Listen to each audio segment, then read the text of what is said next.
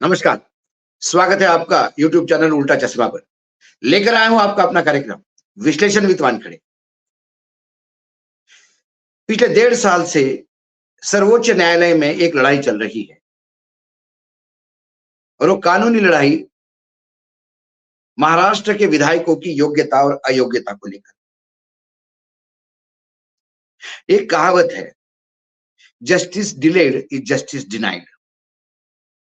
यदि न्याय देने में देरी होती है तो वो अन्याय करने लायक बात है या न्याय न देने वाली बात है।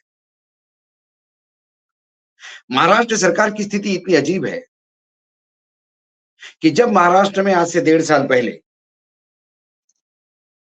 एकनाथ शिंदे ने विद्रोह किया और जिस विद्रोह के बाद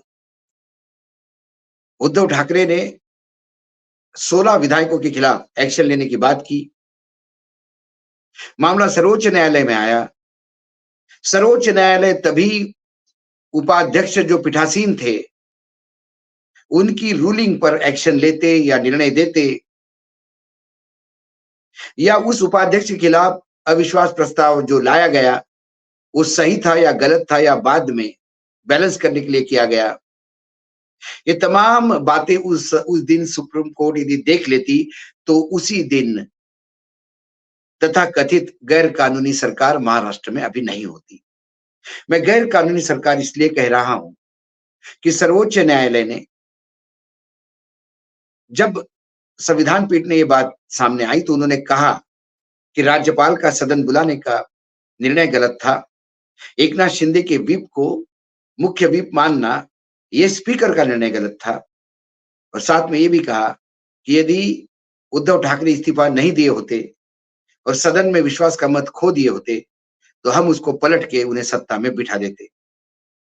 चंडीगढ़ में ऐसा ही कुछ सर्वोच्च न्यायालय ने किया, लेकिन दुर्भाग्यवश उद्धव ठाकरे जी ने इस्तीफा दिया था तो फिर बाकी बात बनती ही नहीं थी। लेकिन सरकार गैर कानूनी है, ये बात भी उन्होंने कहा। अब सरकार गैर कानूनी महाराष्ट्र में राज्य कर रही है, इसके लिए दोषी कौन? यदि न्यायपालिका अपने गरिमा में झांक के देखे तो कहीं ना कहीं समय उपलब्ध करवाया गया भाजपा को कि वो अपना खेल खेले। वही हालत चंडीगढ़ में हुई। चंडीगढ़ में भी हाई कोर्ट ने उसी दिन वही काम किया होता जो सर्वोच्च न्यायालय ने किया तो शायद आम आदमी पार्टी का मेयर उसी दिन इलेक्ट होता और फिर राजनीतिक उठापटक नहीं होती। भाजपा को ऑपरेशन कमल करने के लिए वहां समय चाहिए था। न्यायपालिका के इस तारीख पे तारीख वाले मामले को लेकर उन्हें समय मिला और 1 महीने के समय में उन्होंने 3 विधायक तोड़ लिए। अब आम आदमी पार्टी का वहां मेयर बन भी गया तो भी वो अल्पमत वाला है। महाराष्ट्र में तो अभी भी असमंजस की स्थिति है। जब सर्वोच्च न्यायालय ने यह कहा कि स्पीकर महोदय अयोग्यता का निर्णय तुरंत ले, उसको लेके स्पीकर लगातार देरी करते रहे। इतनी देरी हुई कि सर्वोच्च न्यायालय को पहली बार कड़ी फटकार लगानी पड़ी। फटकार लगाने के बाद भी जब स्पीकर टस से मस नहीं हो रहे थे तब सर्वोच्च न्यायालय ने कहा कि आप इस मुगालते में मत रहिएगा कि आप स्पीकर है तो हम इंटरवेन नहीं कर सकते। स्पीकर के सामने जैसे ही योग्यता अयोग्यता का मसला आता है, स्पीकर का पद एक ट्रिब्यूनल में बदल जाता है और एक ट्रिब्यूनल बन के आपको फैसला करना होगा। और जब आप ट्रिब्यूनल बन के फैसला करोगे तो ट्रिब्यूनल के काम में इंटरवेन करना सर्वोच्च न्यायालय का अधिकार होता है। हम उस अधिकार का पालन करते हुए फिर यदि एक्शन ले तो फिर ये मत कहना कि स्पीकर के अधिकारों पे हमला हुआ है।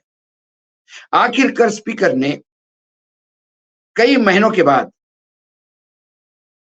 करीब करीब 1-1.5 साल के बाद योग्यता अयोग्यता पर जो फैसला दिया वो हास्यास्पद था। उन्होंने एकनाथ शिंदे के तमाम विधायकों को योग्य घोषित किया जिनको अयोग्य करने के लिए गुहार लगा रहे थे उद्धव ठाकरे। और यदि वो अयोग्य है, योग्य है तो फिर उद्धव ठाकरे के लोग अयोग्य हो जाते, लेकिन उनको भी उन्होंने योग्य माना। आप भी योग्य और आप भी योग्य। और स्पीकर महोदय ने जब ये बात कही तो ज्यादातर उन्होंने मदद अपने फैसले लिखने में ली, वो चुनाव आयोग के उस निर्णय की थी जिसमें चुनाव आयोग ने एकनाथ शिंदे को ओरिजिनल पक्ष कहा, सिंबल भी उन्हें दिया और उद्धव ठाकरे को दूसरा सिंबल और दूसरा नाम दिया। लेकिन जब चुनाव आयोग ने एकनाथ शिंदे को ओरिजिनल शिवसेना माना, ये जो मसला हुआ है, नोटिस दी थी, ये तो तब की दी थी जब एकनाथ शिंदे को ओरिजिनल शिवसेना मानने का सवाल ही नहीं था, क्योंकि तब ये मामला चुनाव आयोग में भी नहीं था। तो क्या ये समय उतना लिया गया ताकि चुनाव आयोग उन्हें दे और उसके अनुशंसा से करे? जब ये बात फिर सर्वोच्च न्यायालय के सामने आई तो सर्वोच्च न्यायालय ने फिर सवाल उठाए, खासकर डीवाई चंद्रचूड़, मिश्रा जी, इनकी जो बेंच है, मनोज मिश्रा, डीवाई चंद्रचूड़, जेबी पार्डीवाला, इनके सामने जब बात हुई तो इन पे आरोप लगाए गए कि उद्धव ठाकरे के लोगों ने फोर्जरी की है, गलत डॉक्यूमेंट दिए हैं। सर्वोच्च न्यायालय ने कहा कि वो सारे डॉक्यूमेंट सर्वोच्च न्यायालय के पास 1 अप्रैल के पहले पहुंचना चाहिए, क्योंकि 8 अप्रैल में इसकी फिर से हियरिंग होगी। कुल मिलाकर ऐसे ही हियरिंग होती रहेगी और इस हियरिंग के चलते शायद सरकार अपना कार्यकाल पूरा कर ले और फिर सर्वोच्च न्यायालय यदि ये कहेगा कि जो हुआ महाराष्ट्र में वो गैर कानूनी था, ये सरकार गैर कानूनी थी, फिर उसकी भरपाई कहां होगी?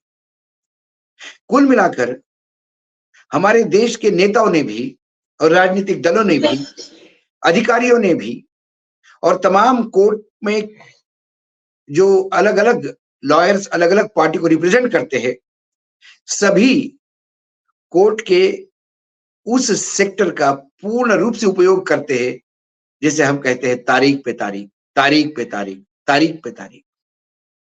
इसीलिए कई मामले 28-28, 30-30 साल तक लंबित रहते हैं और 30-40 साल बाद जब निर्णय आता है तो क्या उस निर्णय के कोई मायने है क्या?